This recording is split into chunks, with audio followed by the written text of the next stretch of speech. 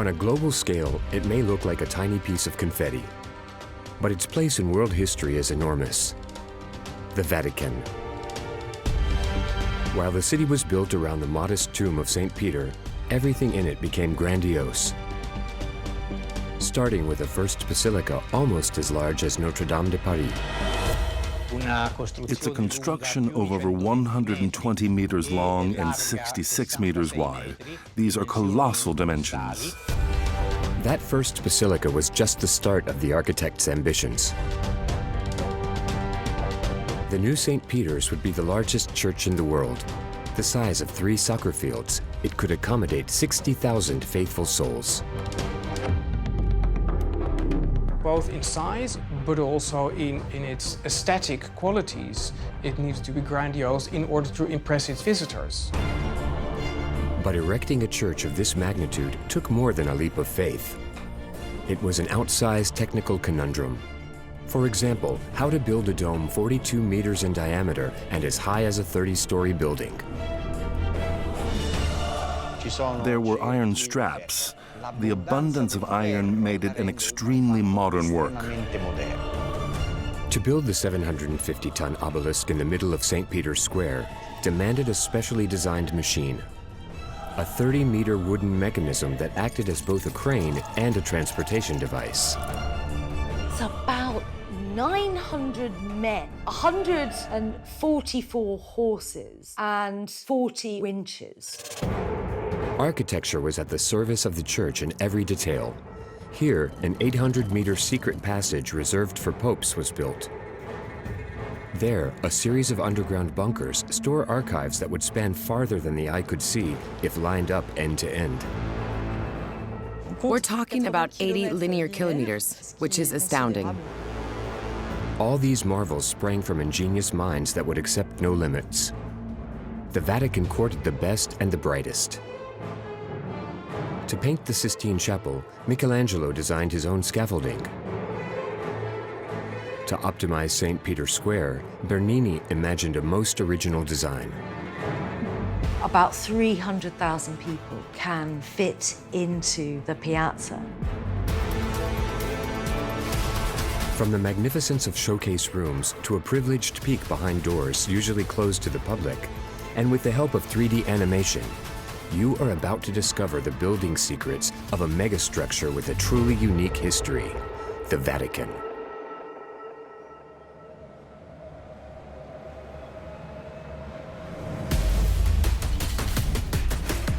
In the heart of the Italian peninsula, enclosed in the city of Rome, lies the Vatican. It spreads less than half a square kilometer, a third of which is occupied by gardens. With the exception of a few plots located outside the city, the Vatican is the equivalent size of Monaco divided by 5. At the head of the smallest country in the world is the Supreme Pontiff. He rules over barely 900 citizens, protected by 135 Swiss guards.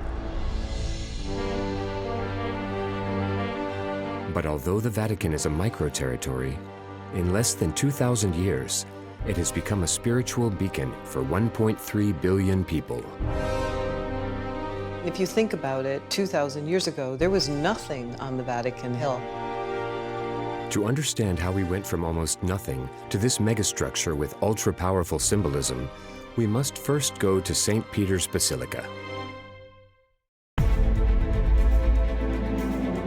Every day, more than 20,000 visitors flock there, their eyes attracted by the countless wonders above their heads.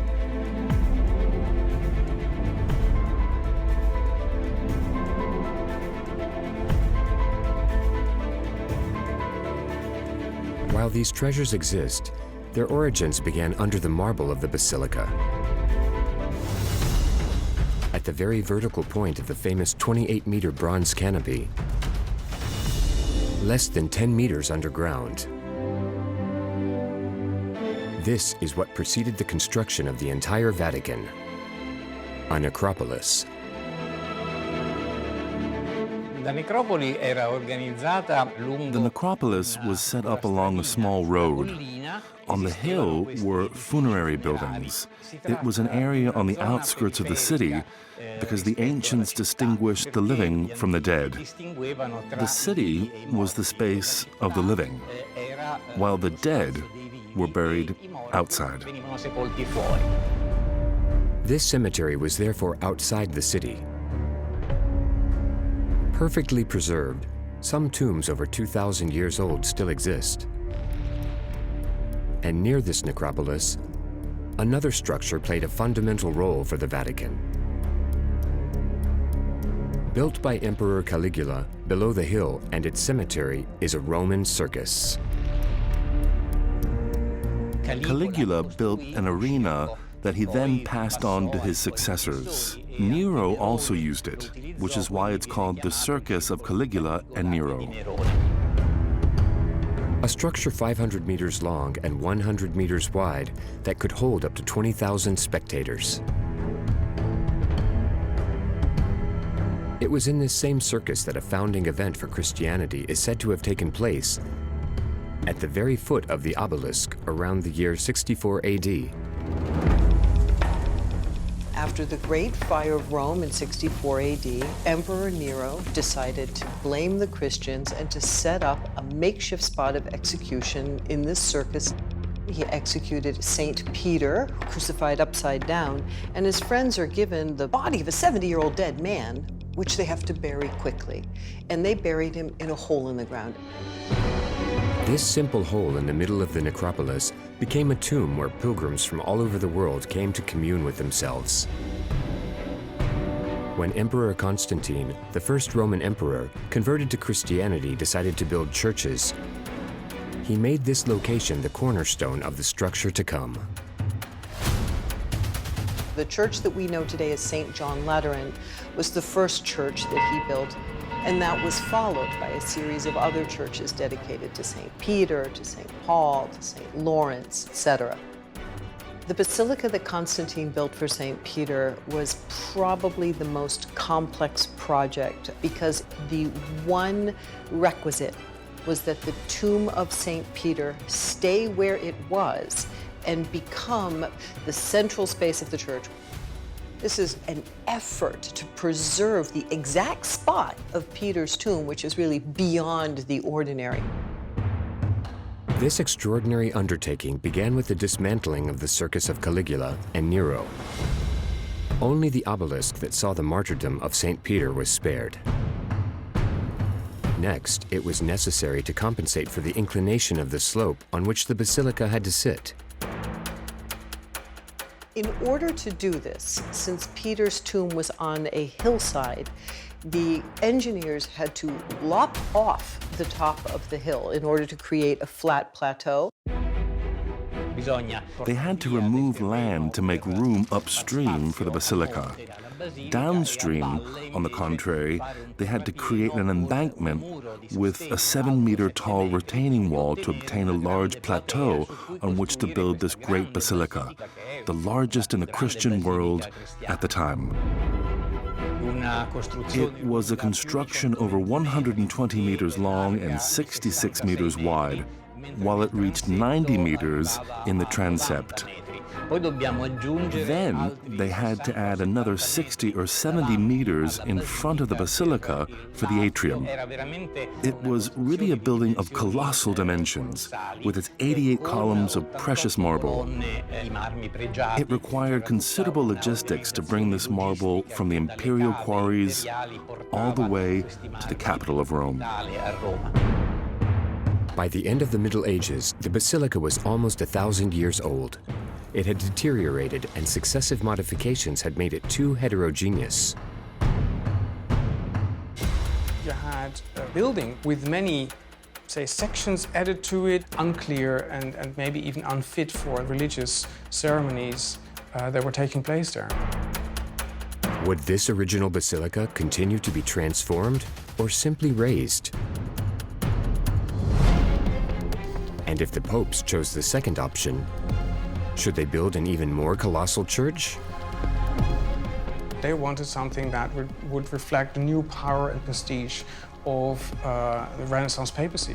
In size, but also in its form, in its aesthetic qualities, it needs to be grandiose.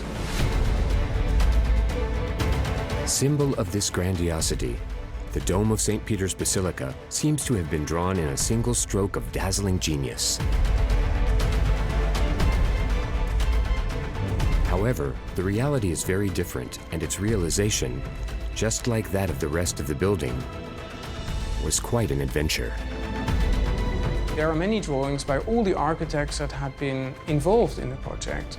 So Bramante, Michelangelo, Della Porta, Maderno.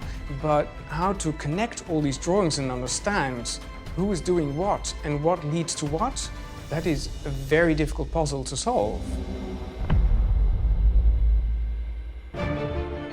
The first pieces of this puzzle, built over more than a century, were an extraordinary Pope, Julius II, and a star of Italian architecture of the time, Donato Bramante, who conceived an original project. Not a classic Latin cross plan, but a Greek cross with a central dome, 4 secondary domes, and 4 towers in the corners. Bramante designed a Greek cross project, which agrees with Renaissance ideas of the ideal building and with, say, spiritual ideas, God being in the center of the universe. This project, which was courageously approved by the Pope, was quite innovative. We had never seen such architecture before. It would require economic and material efforts that were proportionally gigantic. The dome model from which Bramante took inspiration for this monumental endeavor was located just 2 kilometers from the Vatican. It was that of the Pantheon, built during antiquity. A building that remains standing, thanks in particular to the technical mastery of concrete by the architects of the time. But while Bramante decided to use this form, he chose to make his dome several tens of meters higher. This grandiose church with a central plan is simply carried to the sky by 4 gigantic arches, which generates an extremely vast central space. The dome is just as gigantic, about 40 to 42 meters in diameter, which is technically challenging. It wasn't just about building this masonry structure, but also making it last over time. To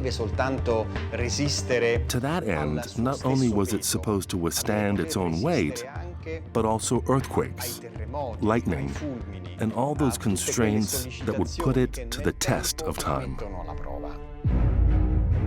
Work on the new basilica began in 1506, and for nearly 120 years, it would be an extraordinary project. It was certainly the biggest construction site in the world. Erecting such a building, and this also applies to Gothic cathedrals, but especially to St. Peter's with its particular dimensions, you need bricks, lime, stone, travertine, marble, as well as other materials such as iron, lead, and tin. It's a set of needs that involve not only the current region of Latium, but practically all of Europe. Despite an abundance of means, the work progressed slowly. Pope Julius II died in 1513, followed a year later by Bramante. At the time of the architect's death, the structural core of St. Peter's, namely the 4 pillars and their arches, was completed. However, the dome hadn't been started, and the builders didn't even know if it was feasible. Half under construction, half in ruins, St. Peter's looked like a puzzle for the successors of Julius II and Bramante. If you think about the number of popes and the number of architects, it is a very long-winded project, much longer than any other project that any other pope undertook. For 40 years, St. Peter's would feel its way and resemble a cursed construction site. The architects succeeded each other in vain. Raphael died at only 37 years of age, while his project aimed at transforming Bramante's centered plan into a Latin cross with a more imposing nave than that of the old basilica. When Sangallo took over the reins, he worked on a wooden model for 8 years without ever laying a single stone. The project would have to wait for the arrival of a quasi-retiree to get a boost. This man was none other than Michelangelo. Michelangelo Buonarroti was called almost in desperation by Pope Paul III in November 1546 because there were no more great masters. They were practically all dead.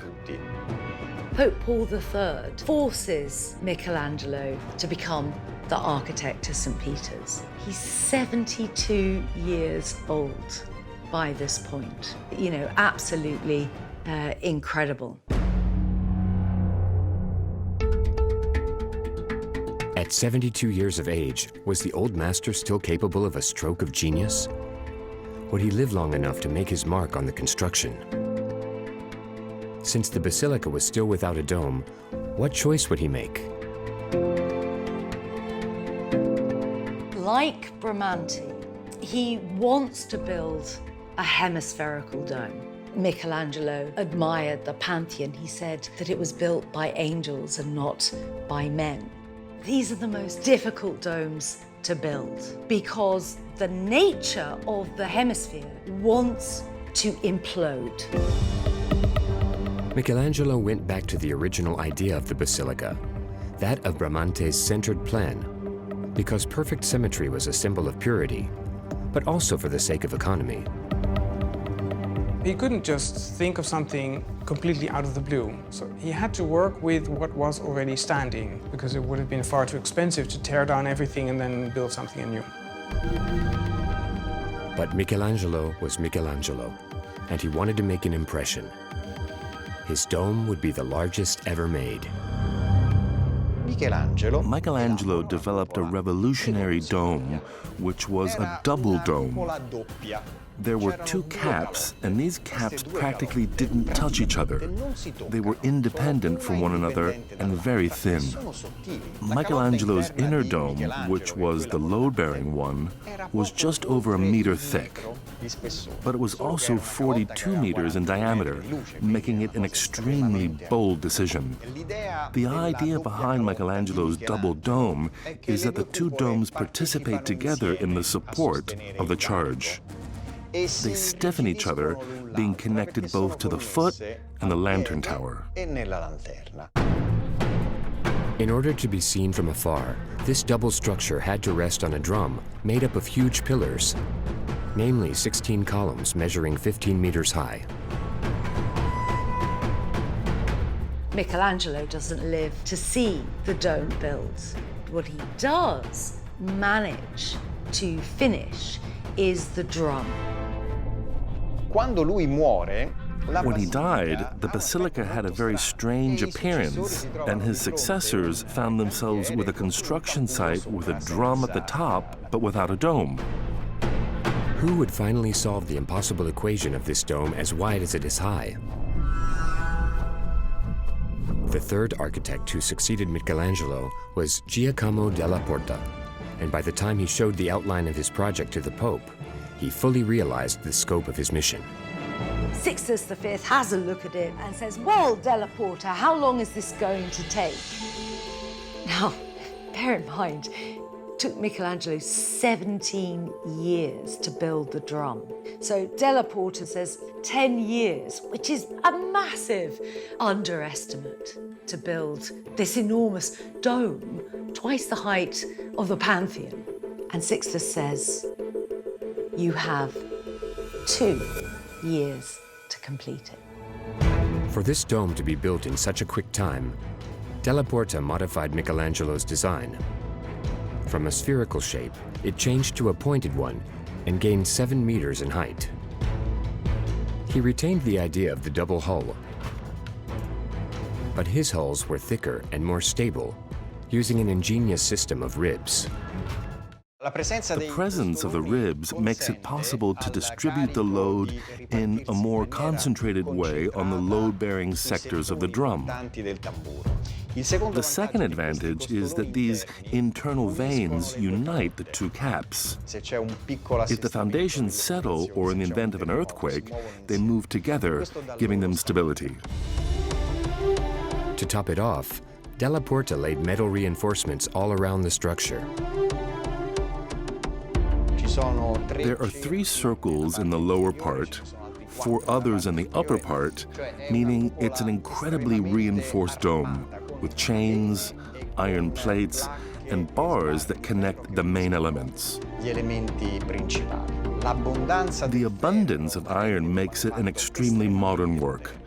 The iron really becomes predominant in the small dome of the lantern. It's 110 meters high, and since it tends to oscillate when exposed to the wind, it had to be made as elastic as possible. That was his, you might say, technical stroke of genius that made it possible to build a dome actually even higher than Michelangelo had planned. And this is also achieved by his workers on site building 24/7 around the clock. Della Porta finishes this dome in 22 months, so just under Sixtus V's 2-year time limit. Once the dome was completed, the new architect, Maderno, demolished what remained of the old basilica. With the new nave, St. Peter's was then the largest church in the world. It measured 218 meters long, or 2 soccer fields end to end. The facade, with its 110-meter width, was extremely massive and clogged some angles of view. From a functional point of view, everything was perfect. But Michelangelo's project was mutilated. We no longer see the dome or the drum, which was a fundamental element of the dome.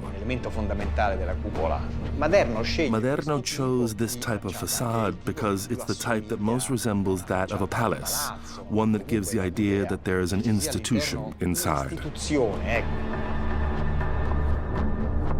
There was a solution to reduce the massive appearance and highlight the dome. It was relatively simple on paper, but would end in a nightmare for the architect who had to implement it. Bernini.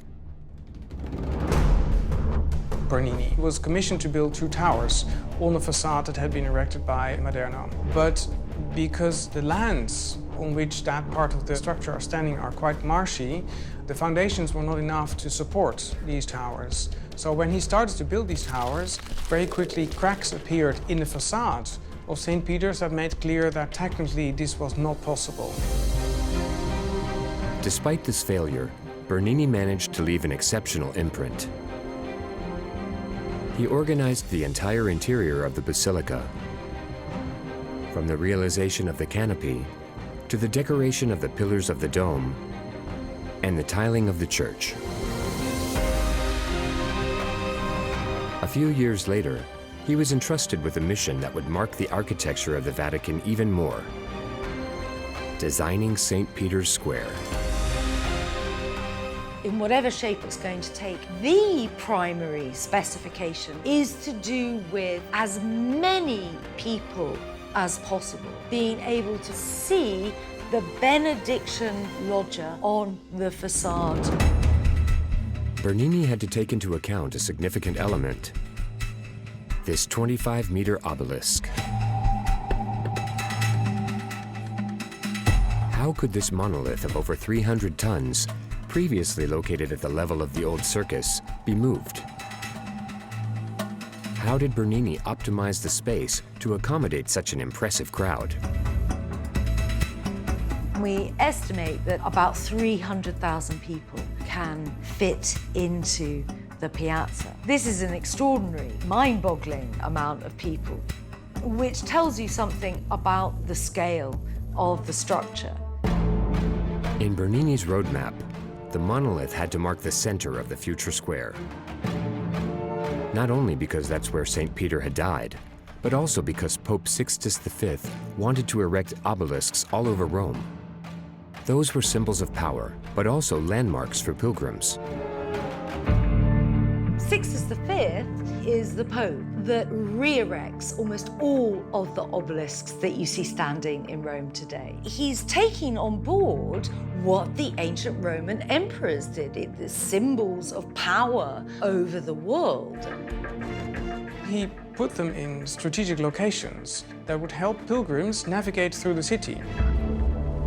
Moving an obelisk weighing over 300 tons is a high-risk operation because granite poorly withstands the tensions needed to pull it.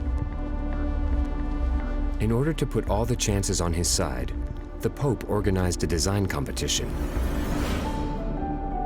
There is a European-wide competition, and probably something around 500 submissions were sent to the Pope, trying to come up with various solutions. One of the suggestions that came in was pray. Italian Domenico Fontana won the competition. Instead of a hymn, the architect came up with an amazing machine. The main construction is called the Castello. This is a monumental wooden framework that functions as various areas of support for the ropes and the winches, as a crane to lift it up, but also to protect it as it's being lowered down. In order to best protect the granite, the monument was covered with a wooden formwork. The Castello, castle in Italian, lifted the obelisk as a crane would. In a second step, the monolith was placed on a ramp resting on logs. To pull the obelisk, a system of capstans was arranged that allowed the strength of men and horses to be combined. The device moved as it progressed.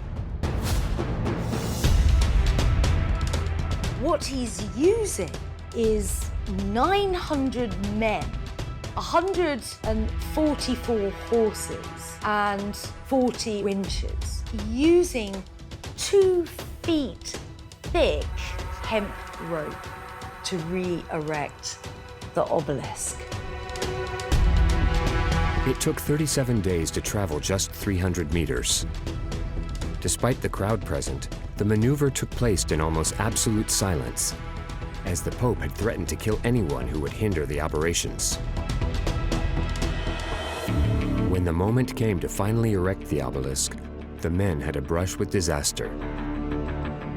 It gets to this very dramatic moment where the obelisk is kind of at this angle. The ropes have heated up and have become slack.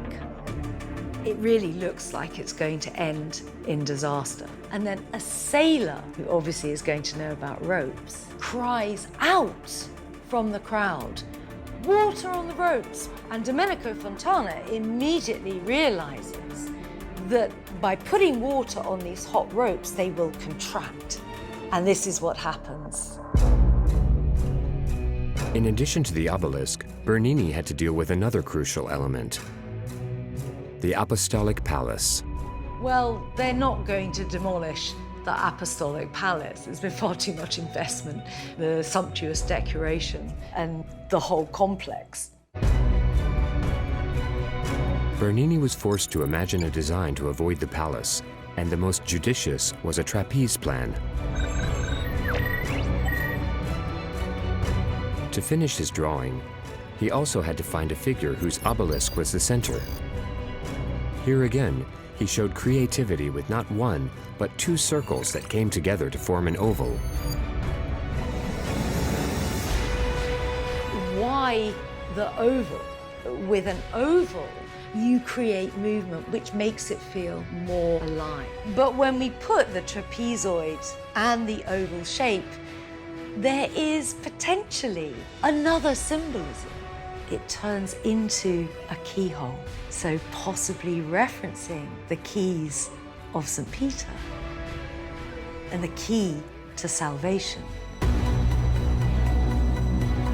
Once completed, the result was spectacular. 284 columns of 16 meters high formed two arms, those of the Catholic Church welcoming the believers. These are composed of being 4 columns deep that divide the space up into 3 passageways. So the central one is the largest, wide enough for carriages to go through, and then the 2 smaller ones either side for pedestrians. Carved in travertine, a noble stone, the columns varied in diameter. As a result, depending on the viewing angle from the square, one sees single columns instead of an alignment of 4. As the crowning achievement of the ensemble, Bernini arranged 140 statues more than 3 meters high. The last major project of the Vatican lasted only 10 years, but it was far from unanimous. Regardless of all of the work problems, it's built very, very quickly. But also under enormous criticism, not only of cost, but of design. A lot of people thought the design was hideous. For his project, Bernini had imagined a third arm to create an effect of surprise when visitors would arrive at the square and suddenly discover the basilica.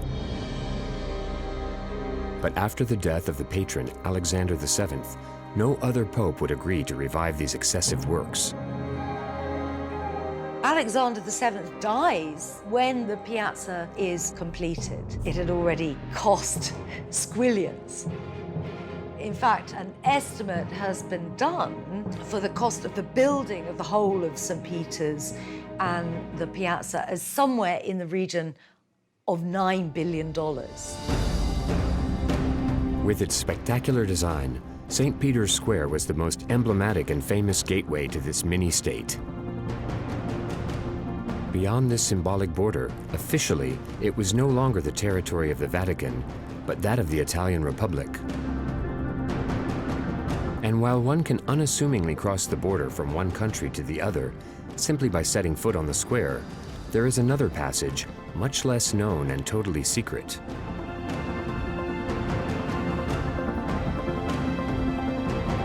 This 800-meter-long corridor is called the Passetto de Borgo. How did this tunnel come about? What was it used for? Was it to exfiltrate pontiffs in danger or engage in obscure activities? It was built as a covered passage which people would not see what was going on inside it. And of course, all sorts of stories emerge of popes going to meet their mistresses in Castel Sant'Angelo, or going to see the execution of somebody they particularly hated. The Vatican had not always been surrounded by an enclosure. In fact, it wasn't until a traumatic event that the papacy decided to protect itself. In 846, the Saracens take Ostia and they then advance on Rome. They don't enter the city, but they sack the suburban churches. It's certainly a terrible shock to Western Christendom. This is a very important event for the history of the Vatican because it triggers the building of a wall which is begun in 848. It took 4 years to build this wall, of which very few elements remain today.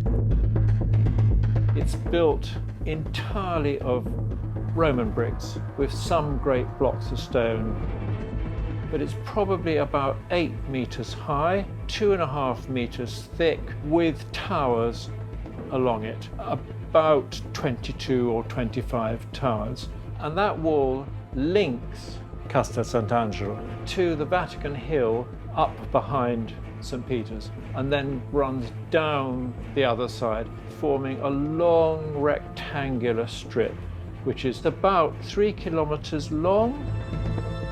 In the 13th century, an 800-meter portion was transformed. This was the Passetto de Borgo, and it allowed the popes to reach the nearby fortress from the Apostolic Palace. It's a way of linking the Vatican to Castel Sant'Angelo without going down into the street. The presence of the fortress of Castel Sant'Angelo is a safe haven because papal position in Rome was always threatened not only from the outside but also by riots and difficulties inside the city. This highly strategic access was transformed again in the 15th century. The rampart was raised. The old wall walk thus became a tunnel, with arrow slits on each side. Above, an open passage with crenellations was built. So you could have soldiers above, soldiers below, and also soldiers can move freely and undercover, invisibly, along this lower covered passageway. In the turbulent history of the Vatican, the Passetto de Borgo turned out crucial on 2 occasions. In 1494, when Alexander VI is threatened by the French king, Charles VIII, and he passes down the Passetto to Castel Sant'Angelo. Most famously, in 1527, Clement VII has to flee the troops of the Emperor Charles V. And of course, you have to imagine not just the Pope, going down the Passetto, but a whole conclave of cardinals and bureaucrats. So there's probably a wonderful scene of chaos inside the Passetto. Apart from these 2 warlike episodes, not much is known about how this passage was used. Enough to fuel the rumor around unspeakable meetings. Secret assignations are a feature of political life. The Passetto is a sort of glorified backstairs, but because it's secret, myths grow up around it, and we will never really know.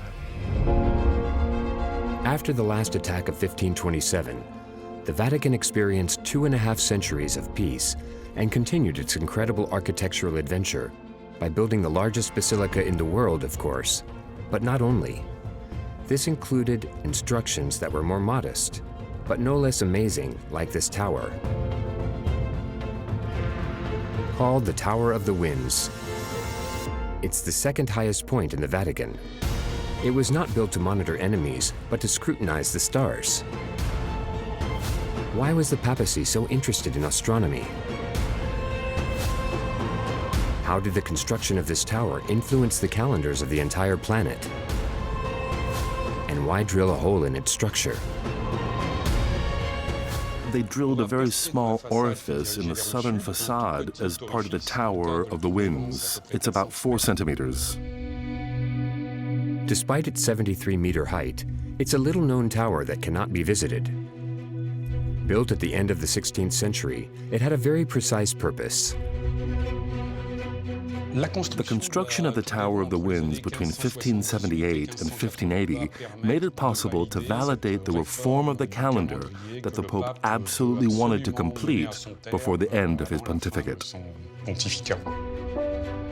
This Pope was Gregory VIII, and with this tower he hoped to correct the old Julian calendar inherited from Julius Caesar. A calendar that was insufficiently precise and that shifted religious festivals over the centuries. The Julian calendar didn't work well because it's an approximation. The Julian year is about 11 minutes longer than the average solar year. Those 11 minutes add up over time, and after about 128 years, you have a lag that amounts to 1 day. One has to push the doors of the room on the 2nd floor to discover the device designed by astronomer Ignazio Danti, one of the best of his time.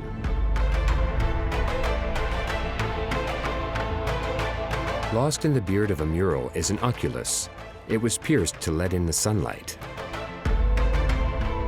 On the ground is a line engraved in the marble. Oriented from north to south, it is a meridian line. It's a line on which the position of the sun is projected when the sun peaks in the sky. And on this line, we can then trace the particular moments that are the entrances of the sun in the different signs of the zodiac. marking the most important points that are the spring and autumn equinoxes and the summer and winter solstices.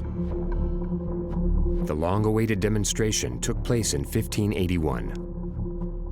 No archive attests to this, but it's assumed that on March 21st, 1581, Pope Gregory VIII came to this line to check firsthand that this reform was necessary.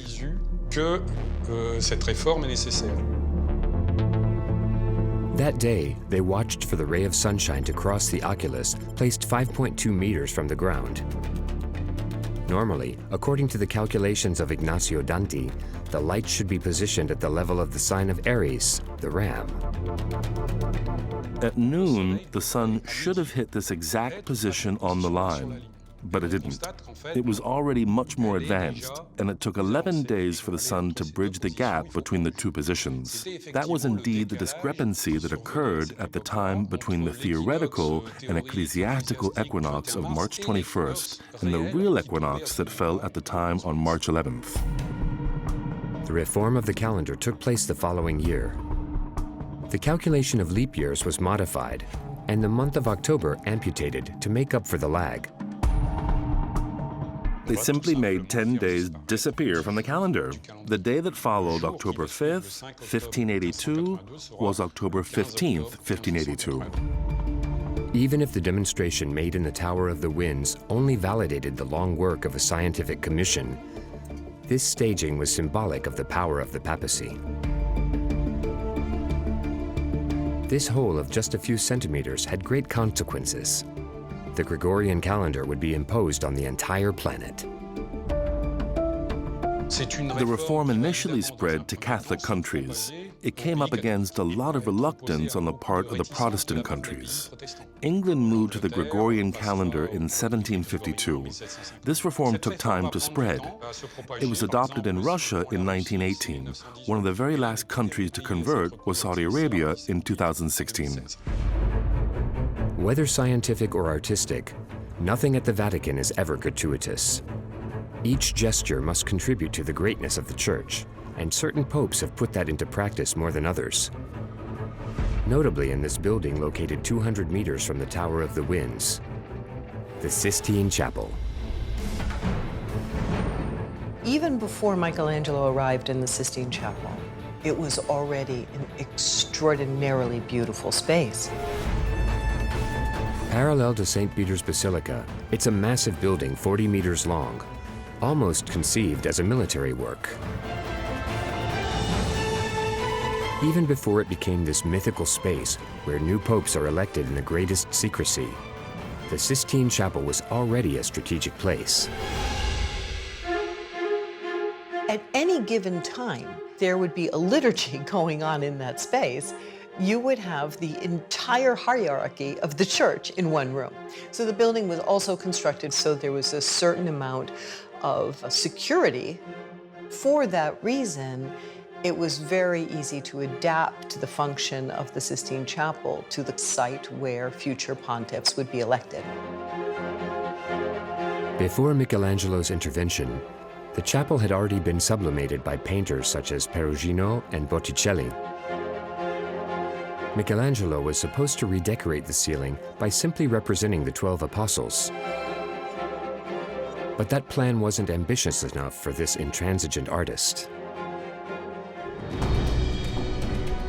The whole thing was crowned by a magnificent lapis lazuli blue sky flecked with golden stars. But the ceiling began to flake, and this man who never does things the way other people do them began to envision a decoration that would be unlike anything anyone had ever seen before. The challenge wasn't only artistic, it was also physical and technical, because he had to paint more than 1,000 square meters of surface and at 20 meters above the ground. To access the ceiling, architect Bramante designed a scaffolding. But Michelangelo refused it, because the structure fixed in the vault would have left holes in his work. Michelangelo and Bramante didn't get along very well, so Michelangelo said he would handle it himself. The wooden scaffolding that Michelangelo designed wasn't hung on the ceiling. Instead, resting on studs fixed above the windows of the chapel. The platform on which the artist worked followed the curvature of the ceiling to limit the efforts of an extremely uncomfortable task. The bridge would allow him to always be at the same distance, so basically it's just an arm's length away. The painting technique required that he stand with his head thrown back. There were large, prepared drawings of exactly what is going to go on that section of the ceiling. It would be applied, either incised or punched out, and that would guide the hand while he was working. Struggling against cramps, migraines, and stiff necks for more than 3 years, Michelangelo illustrated scenes from the Bible by playing with the reliefs of the vault. The sculptor by training created a painting so organic that his characters seemed to be in motion. Halfway through, when the scaffolding was moved to paint the second part of the vault, everyone finally discovered his work, and it was a revelation. It was hailed as a masterpiece from the first moment. The Pope was delighted, everyone was amazed by it, and it affected art in the immediate decades to come. Although Michelangelo left an exceptional imprint through the Sistine Chapel, we mustn't forget his contribution to the realization of the incredible building that sits next door. The drum designed by Michelangelo inspired his successor, architect Della Porta, who himself placed a dome over it. To cap it all off, Bernini added a touch of genius with his square of such original design. But in the last 350 years, the architectural history of the Vatican has been much quieter. It must be said that the land available in the smallest state in the world is limited. And when it comes to storing huge archives, imagination is key. For the Vatican Apostolic Archive, we're talking about 80 linear kilometers, which is astounding. Where could 80 kilometers of documents be stored in a territory of half a square kilometer? What do these archives contain? And why were they called secret archives for more than 400 years? To find out, one must go to the courtyard of Fontana della Pigna. There, under the feet of the visitors of the Vatican museums, hides an unsuspected treasure. 1 ton of historical documents protected by a concrete bunker of more than 5,000 square meters over 2 floors. A ventilated building designed to resist flames and evacuate moisture outside the structure. To preserve the most precious and fragile writings, architects conceived an additional space on each floor. Inside these special rooms, the temperature and humidity are constant. It should be noted that some documents are over 1,000 years old. Among the most spectacular are documents that date from the 13th century. These are some of the oldest written in Mongolian language. There's also the records of the trial of Galileo, which are quite impressive, or the documents related to the excommunication of Luther in the 16th century. These are significant documents, fragments of intellectual or religious history, or simply diplomatic relations that are kept here. Among the carefully preserved pieces is an investigation for the trial of the Knights Templar, written on a 33-meter-long parchment. Or this 16th century document, the request for annulment of the marriage of King Henry VIII of England, accompanied by the 81 seals of the lords who signed the document. Set aside from the special rooms of the bunker, less fragile documents exist. Simple administrative records or diplomatic correspondence from all eras and any and all countries. More than enough to fuel fantasies around an institution with a misleading name, the Vatican Secret Archive. The term Vatican Secret Archive, that had been used since the 17th century, refers to the term secretus in Latin, which evokes the personal and private nature of these archives. There's absolutely nothing hidden about them. It was to avoid this confusion that in 2019, Pope Francis changed the term from Vatican Secret Archive to Vatican Apostolic Archive. The Apostolic Archive was created in the 17th century, and the first storage spaces continued to be used, given the immense mass of documents and the fact that they keep flowing daily. Mainly in the underground bunker built in 1982. This gold mine, to some historians, isn't entirely accessible, as the Pope in office decides what is viewable or not. Since the end of the 19th century and Pope Leo XIII, the archives have been open to researchers.